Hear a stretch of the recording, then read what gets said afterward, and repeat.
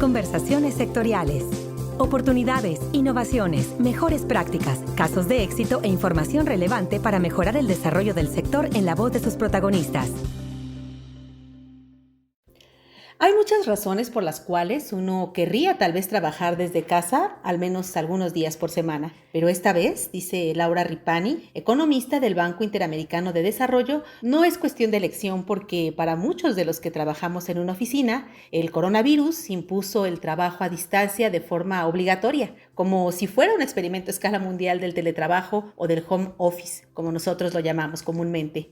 Así que en el escenario de esta contingencia epidemiológica, con el apoyo de la tecnología y desde un par de ubicaciones domiciliarias en Morelia, Michoacán, México y en Washington, donde se encuentran las oficinas generales del Banco Interamericano de Desarrollo, les saludamos esta semana en el podcast de FIRA para platicar con Laura Ripani. Ella es coordinadora del proyecto de la Agenda del Futuro del Trabajo en el Banco Interamericano de Desarrollo, con quien comentaremos acerca de la evolución, ventajas y desventajas de esta manera de trabajo a distancia, en casa.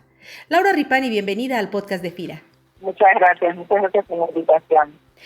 Laura, decías en un artículo publicado por el BID la semana pasada que de alguna manera con este suceso mundial, esta pandemia por COVID-19, es como si se hubiera puesto en práctica a escala mundial una especie de experimento sobre cómo las organizaciones tienen ahora que desarrollar sus actividades a través de sistemas de teletrabajo, trabajo a distancia o trabajo en casa. ¿Son iguales estos conceptos? ¿Qué tan popular es ya trabajar con medios electrónicos fuera de la oficina? El concepto de teletrabajo tiene una larga trayectoria. Lo que ha tenido es una evolución a través del tiempo. Al principio se hablaba de oficina en el hogar porque se podía tener la tecnología como computadoras e internet en la casa y eso abrió la oportunidad de trabajar fuera de la empresa. Después se pasó el concepto de oficina móvil, dado que los teléfonos celulares, las laptops y las tabletas permitieron que el teletrabajo no tenga que ser exclusivamente del hogar, sino desde cualquier lugar donde haya una conexión a internet. Y la última etapa es lo de la oficina virtual, que expande un poco el concepto de oficina móvil con la aparición de los teléfonos inteligentes o smartphones y la capacidad de tener información en la nube. Así que hoy mismo podemos teletrabajar con un aparatito que entra en la palma de una mano. Y este concepto de oficina virtual es el que, como tú decías, se está implementando a escala mundial por la crisis del coronavirus. Muchas personas pueden hacer este tipo de trabajo desde la casa utilizando distintos instrumentos, distintas herramientas que tienen a mano para poder trabajar de esta manera. Lo que hemos visto es que esta adopción, digamos, del teletrabajo en la región de América Latina y el Caribe, incluyendo México, ha sido en general más baja que en otros países, como países de Europa o Estados Unidos. Tenemos algunos números que ha hecho en un estudio, digamos, de los números de teletrabajo y el país que más ha adoptado teletrabajo antes del coronavirus era Brasil, con un 12% de la población económicamente activa, seguido justamente por México, con 2.6 millones de teletrabajadores que consistían en 4.5% de la población económicamente activa. Después los que seguían eran Argentina y Chile. Lo que hay que decir es que estos números son bajos con respecto a otros países fuera de la región, por lo cual existen ciertas barreras, evidentemente, para adoptar este tipo de modalidad en la región.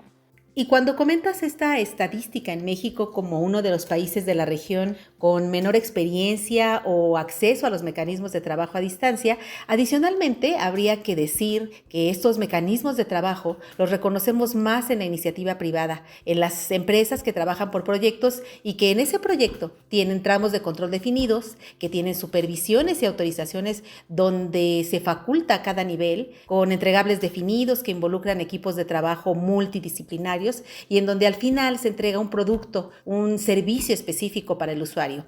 Pero en realidad esta forma de trabajo es muy poco común o casi nada común en las estructuras, por ejemplo, de los gobiernos de los países de la región, donde suele trabajarse por tareas hechas y no por proyectos terminados. ¿Es así?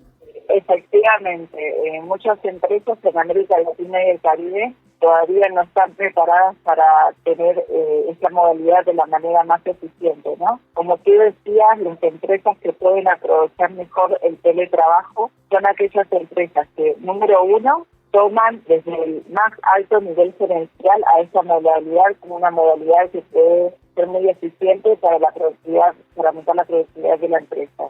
Segundo, como tú decías, están basadas en modelos basados en resultados. Entonces, de alguna manera puede haber una medición clara de lo que el trabajador hace desde su casa. Le puede decir, bueno, qué productos tienes que hacer, en qué tiempo, y de acuerdo a la entrega efectiva en ese tiempo de ese producto, entonces se puede medir la productividad del trabajador. Además, las empresas de América Latina y el Caribe, muchas de ellas no tienen la gran adopción tecnológica, por ejemplo, de tecnología en la nube, de redes digitales, de manera tal de guardar la información de alguna manera en la nube, ¿no? Entonces, todo esto hace más difícil que la persona pueda hacer su trabajo desde su casa. De la misma manera, hasta cosas más simples como tener una laptop para trabajar, ¿no? Entonces, todas esas son barreras que existen hoy en día en la región para que este modelo se expanda y sea efectivo. Y bueno, por tanto, para la empresa como para el trabajador.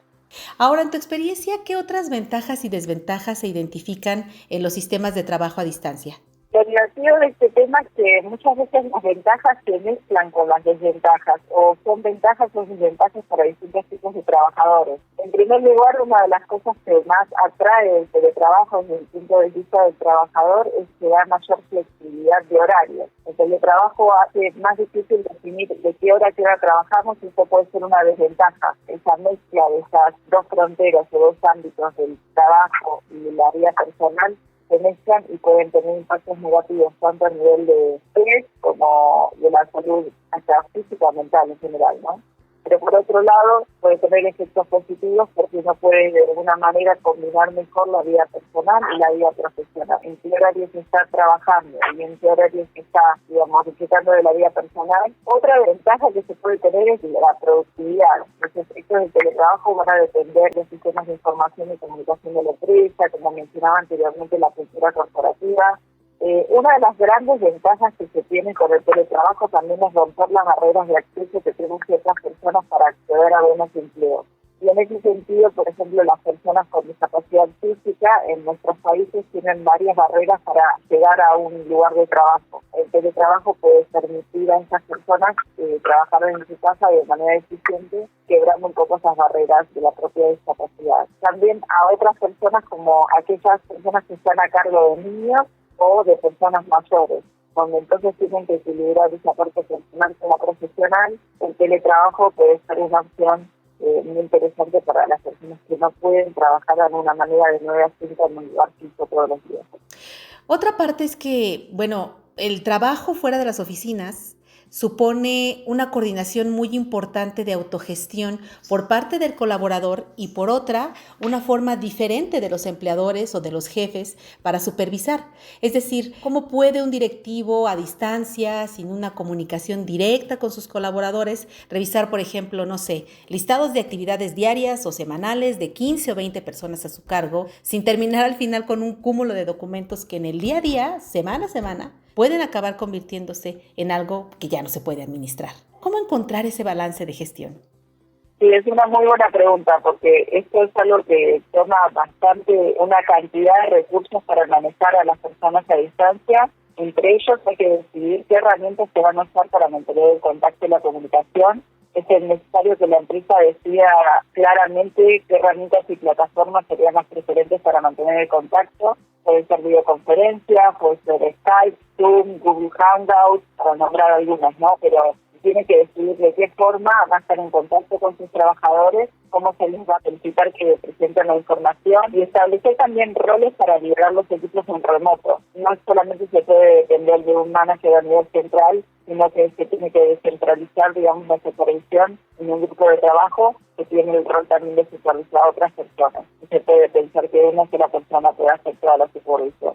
Entonces, lo importante es que se enfoquen los objetivos, ¿no? Y de vez en cuando, periódicamente, tener reuniones para que la gente vuelva a tener claro cuál es el objetivo del trabajo y entregar lo que tiene que entregar cada uno para hacer el trabajo que tiene que hacer la empresa. Y en ese mismo sentido, Laura, ¿qué papel piensas que tiene la comunicación amplia, permanente, clara y asertiva entre jefes y colaboradores para eficientar los sistemas de trabajo a distancia? Excelente esa pregunta, especialmente en estos momentos. Más que nunca es importantísimo la forma de comunicación, el respeto, la empatía y tratar de estar en el lugar del otro de la manera más respetuosa posible, ¿no? Entonces, estos canales de comunicación muchas veces van a ser, no digamos, con reuniones, sino vía email o vía chat. Tiene que ser una comunicación sumamente respetuosa y clara. ¿Qué es lo que se está pidiendo? Quizás una de las claves del teletrabajo puede ser comunicar de manera muy respetuosa, ¿no? Entonces, no dejar la información como que sea sobreentendida, sino que sea muy clara y detallada para que las personas puedan entregar lo que tienen que entregar en los tiempos, ¿no? En esta crisis de coronavirus yo creo que es sumamente importante el respeto en la comunicación, porque allá hay demasiado estrés que están sufriendo los trabajadores como para agregar un estrés adicional que es el estrés de alguien que ha hecho una comunicación que no sea respetuosa. Bien, por último, Laura, decías en tu artículo, la vida antes y después del coronavirus no va a ser la misma. ¿Por qué? ¿Qué lecciones piensas que nos dejará esta experiencia de trabajo de forma remota? A futuro creo que el coronavirus nos va a dejar muchas lecciones con respecto al teletrabajo. El teletrabajo es una herramienta útil, pero sí estamos preparados para usarla. Las empresas y los trabajadores tienen que tener preparación para poder hacer uso de esta modalidad de manera efectiva. Por parte de las empresas es importantísimo tener inversión en tecnología digital y, como dije antes, almacenaje de información en la nube es clave. También a nivel de empresa los cambios gerenciales son importantes para aprovechar el teletrabajo. Y de parte de los trabajadores tener la actitud de hacer un trabajo de forma productiva, de cumplir con los límites de tiempo que se establece para los productos y tratar de balancear de la mejor manera lo que es la vida personal con la vida profesional. Creo que a futuro, dado que tuvimos que enfrentarnos de golpe a esta experiencia de teletrabajo a nivel mundial, creo que vamos a tener muchos más aprendizajes de qué es lo que funciona y qué es lo que no funciona en conceptos de teletrabajo. Bueno, pues agradecemos a Laura Ripani, coordinadora del proyecto de la Agenda del Futuro del Trabajo en el Banco Interamericano de Desarrollo, el que haya compartido para nuestros compañeros en FIRA y para quienes nos escuchan a través de nuestras redes sociales esta interesante opinión, este interesante tema del trabajo a distancia. Muchas gracias, Laura, por esta entrevista aquí en el podcast de FIRA. Muchas gracias a ustedes por la invitación y estamos en contacto para futuras interacciones. Bueno, pues muy importante este tema de la forma de trabajo a distancia y el home office, que es en este momento pues una de las principales formas, una de las principales maneras de atención que tenemos la mayoría de las organizaciones y de las instituciones en México y en el mundo para continuar movilizando las actividades sociales y económicas, entre otras. Agradecemos esta semana su atención y les invitamos a hacer frente a esta contingencia mundial del COVID-19 siguiendo las indicaciones sanitarias que son ya ampliamente difundidas y recomendadas por los organismos de salud en México y el mundo. Agradecemos también sus likes, comentarios y sugerencias en redes sociales y en el correo electrónico enlace@fira.gov.mx, donde pueden enviarnos sus comentarios y sugerencias. Recuerden que también pueden suscribirse ya al podcast de FIRA a través de las plataformas de iTunes y Spotify en Internet. Se despide de ustedes como cada semana Cecilia Arista y en la producción Axel Escutia, deseando como siempre para todos una excelente semana de actividades. Hasta la próxima emisión. Este podcast es una producción de la Subdirección de Promoción de Productos y Servicios de FIRA.